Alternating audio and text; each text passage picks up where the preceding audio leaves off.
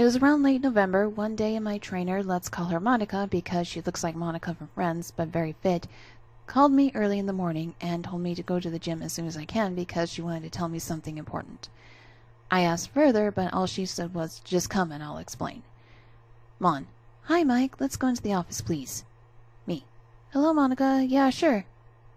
We get into the office and immediately tells me everything. Mon. Look, Mike, I called you because I was notified this morning that a gentleman came yesterday evening and wanted to pay your next year's membership. Me. Well, that's weird. Nicebeard didn't tell me about that. Mon. Yeah, that's the thing. Is Nicebeard the guy that sometimes picks you up? Me. Yeah. Mon. Then it wasn't him. Me. Oh? Mon. Yes, the thing is, while we do allow people to pay for someone else's membership, you have to give the cashier previous notice so that they can have the option to add another card to the database. Either that or the payment has to be done in cash. Me. Yeah, I know. I had paid some of Danielle's membership fees before because he sometimes forgets to do it on time, and if he does it the next day, there's an added charge. Mon. So, since the guy was not a member and you did not notify the cashier, we asked him to fill a basic information sheet just to be sure who he was paying for.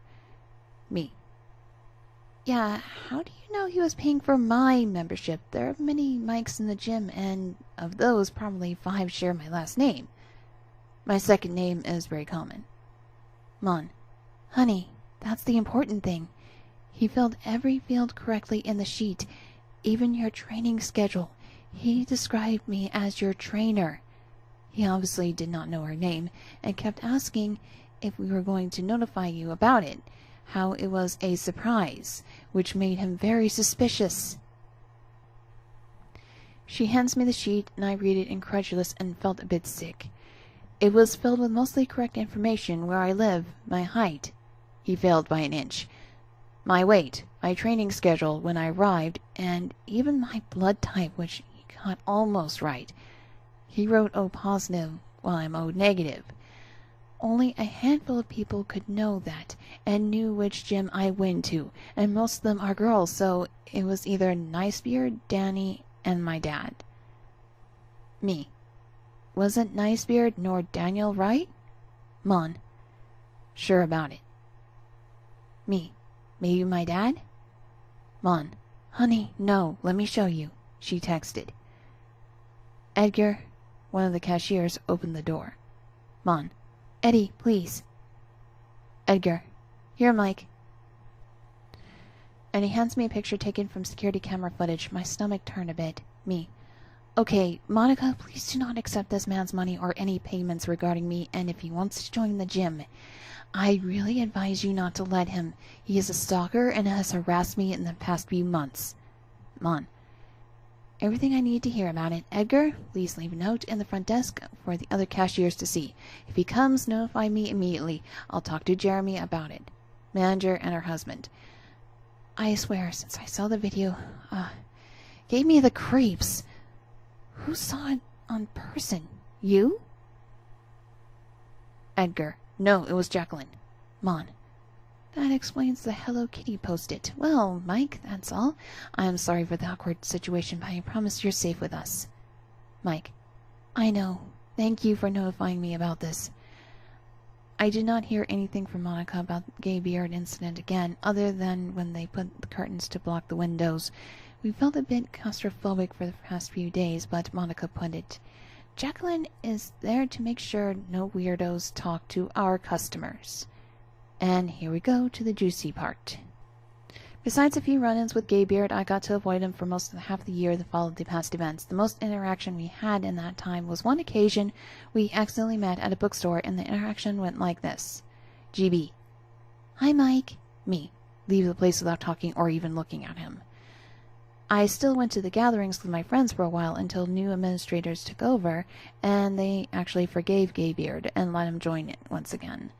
After he deeply apologized to me in a post I also ignored. At that point, I was bummed out. What made me miss the reunions and tournaments entirely was that Nicebeard and I broke up as he had to leave the state permanently. Well, for 3 years, and I don't do long-distance relationships. I was seriously bummed out, and while I still attended all my classes and my grades had not gone down, I was becoming very antisocial because that's how I deal with being sad. I isolate myself. However, Sally, a friend, approached me and asked if I was all right. I said no, and she proceeded to inquire more, to which I told her about me and Gaybeard breaking up. She actually appeared understanding and wished to go and hit the club, and as I said in the first post, lots of people in a room make me anxious, so I politely declined. A few days later, she, along with her boyfriend Diego, approached me and talked about an upcoming pool party they were throwing in a country house owned by a relative of Diego. It was about an hour drive from the city. I initially declined, but they said it was going to be a very small event with less than 30 people being invited. It was going to be in the open, so it made it a bit more attractive, and, well, Sally even mentioned that most of the people that were attending or were invited were friends or acquaintances of mine anyways. I said, "Okay, I'll go," and after muttering those words, she squealed, jumped, and giggled a bit. Yes, I found it strange, but that is kind of regular Sally behavior, so I didn't really look onto it. The day came, I went to buy some beer, a bottle of vodka, and drove away. I arrived early and sat next to the pool. Some of my friends were actually there, so Sally did not lie, and I started drinking, and, well, I have to admit it, I love to drink, so I was a bit tipsy for 2 hours into the event. Everything was great. I actually love being drunk, especially when I'm angry or sad. Yes, I know it's a fake escape route, but I truly feel that I need it. Plus, it is in my genes, as you'll often find my dad with a beer or my mother with a drink when they are not working. I was having a blast. But then I saw him setting his things next to some people. It was Gaybeard in a tank top in all his pale and greasy glory. At first I thought I was hallucinating. Maybe it's the alcohol, I said to myself out loud. People were just laughing at how drunk I was just at 10 p.m. He looked around and approached Sally, who greeted him in a very friendly manner, which I found odd since, as far as I knew, they met at Tess's party last year and had no further interactions. I decided to leave, grabbed the things I brought, but left the beer and said, "Help yourselves with my beer," to the people I was talking to, and decided to leave, but Diego stopped me. D. "Hey, Mike, where you going?" Me. "Home." D. "Mike, you're not going to drive home. You're very drunk." Me. "I want to go home, Diego." D. "Come on, stay a while, at least until you sober up." Me. "No, I want to go now." Yes, I am stubborn. D. "Okay, but first tell me why." Me. "That's none of your business, so please let me leave." D. "Dude, if you drive out here, I'm going to call the police. You're not endangering only yourself but others, so I'm asking you to please stay." Me. "Fine, sorry, fuck it, it's a pool party, let's swim." D. "Okay." Awkward face. He ended up explaining to my drunk self that swimming was also dangerous for me and that I should keep myself at the edge and stick to only dipping my feet in the water. I was surprisingly fine with it. Diego and some friends and I were cool and just talking and splashing each other until Diego said something to someone in a quiet voice which made me shudder. D. "Dude, you smell. You should hit the showers." GB. "Why am I getting to the pool anyways?" I completely forgot about Gaybeard, and he was standing there a few feet away from me, arguing with Diego. D. "Dude, no, the shower's over there." Points to where they are. "There's soap to wash yourself. Please go and have a quick one before entering the pool." GB. "I can do it in the pool." D. "No, dude, gross." GB. "Mike, hi!" My animal instincts must have surfaced because I jumped in the water as soon as we made eye contact. Fortunately, I was over the shallow end and I could stand. D. "You stupid ass, you were too drunk to swim. Get the fuck out of the water." Me. Okay, sorry, I will." GB. "Don't talk to him like that." D. "You hit the showers, now." GB. "Mike, can I?" Me.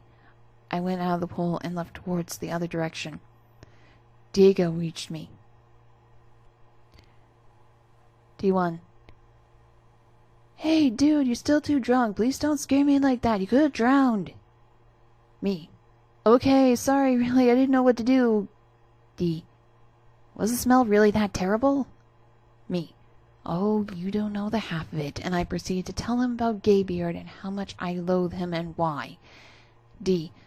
Oh, man, so sorry. He was laughing a bit as he said it. Me. It's okay, just don't let him go near me, please. D. Sure, pal.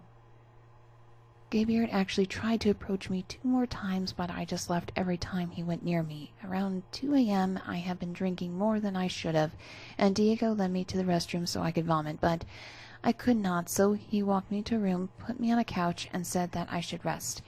He put me to my side, and we talked about 15 minutes when Sally, who was drunk as well, started yelling for him. Me. Just go. Sally is screaming, and that is not good to my headache. D. Okay, if you need anything, just come out. He put a bucket next to me and left. I fell asleep very quickly, and, well, shit hit the fan moments later. I did not know how much time had passed, but someone turned the light on and slightly woke me up. A few moments later, I felt something tap my face and chest area. Then a very loud, "What the fuck are you doing?" from Diego woke me up completely. I opened my eyes, and there he was, Gaybeard, in all his pale glory, naked before me. His dick was hard and oozing white. I turned to Diego, then to him. Then suddenly I felt my face. It was wet. Me. Ah! D. Hey man, what the fuck? I didn't let Diego finish. I jumped from the couch and just hit Gaybeard right in his fucking nose. The hit was strong enough to push that whale of a human back, and then I just punched him in his stomach. Upon impact, I fell. Since I was very intoxicated, I was shaking. Diego was looking concerned. Some people got in and saw Gaybeard on the floor and started to help him, but stopped, probably after seeing his pants were at the level of his knees. My stomach rumbled. I stand clumsily and went to the bathroom and got to the sink, and I roared out the vodka and beer I had drunk through the night. I stopped and looked myself in the mirror. My beard and upper chest still had white drops of cum. I never felt so disgusted. And no, I am no Puritan. It was not the first time someone shot on my face, and was certainly not the last. But this was the first and only time someone shot on my face while I was passed out drunk and without my consent. I cleaned myself and kept on emptying my stomach for a bit more while I cried out of pure rage. Someone knocked the door, and I opened reluctantly. It was Diego. D. Man, what the fuck? Me. Can you hand me my phone? It's in my car. D. Do you want to call someone? Me. Police, please. D. Okay, he called. A patrol arrived, and I explained everything to the officers. Gaybeard had left. They believed me but took other testimonies. They finally said that I could charge him with assault, and that I punched him in self-defense, but I should skip the sexual harassment part since we're both guys of legal age, and sexual assault typically applies if a man assaults a woman or a minor. Fuck the legal system in my shitty country. Really, it does not protect either sex or minors from sexual assault.